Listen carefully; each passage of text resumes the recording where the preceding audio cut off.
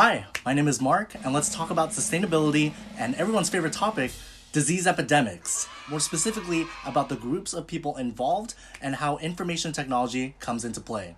Let's begin.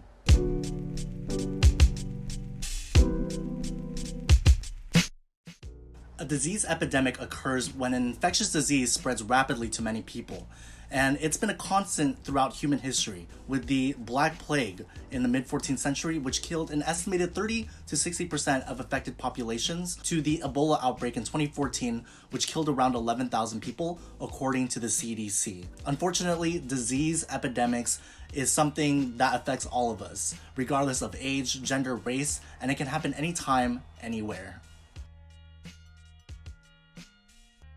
Thankfully, there are many groups combating disease epidemics in various ways.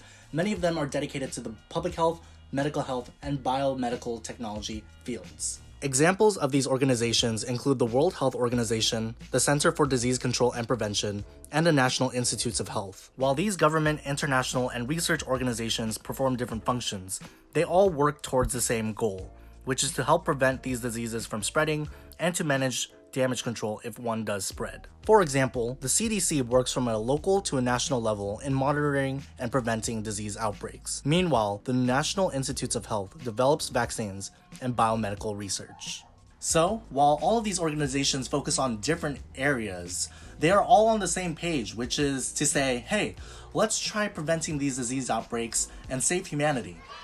Now, in terms of conflicts between all these organizations, the only time they do conflict is when it comes to recommending for what is best for a given situation. For example, a 2016 New York Times article talked about how the CDC and the World Health Organization conflicted on whether or not to recommend women to delay their pregnancies in areas where the Zika virus was present. Although there are stories like this where organizations conflict in recommending what's best for a situation, keep in mind that, again, they're all on the same page, which is to prevent diseases and manage damage control.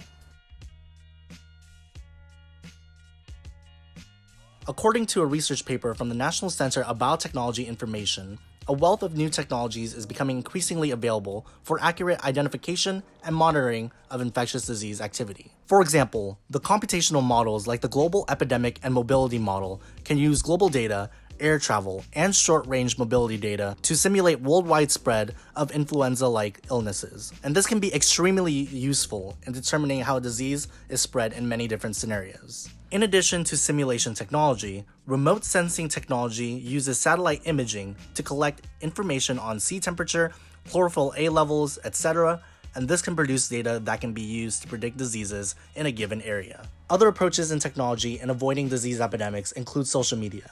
For example, there are programs such as Foodborne Chicago, which can identify foodborne illnesses with Twitter data. Meanwhile, apps such as Flu Near You can have users submit surveys regarding illness activity in their proximity. With technology evolving and getting more advanced every year, we can use the plethora of data throughout the world to think ahead in preventing and avoiding diseases, old and new.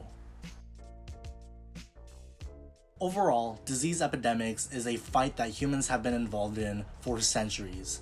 And with the use of these advanced and developing technologies, hopefully we and the organizations I talked about today can use them to fight back harder and smarter. Thank you for watching, have a great day, and good luck with finals.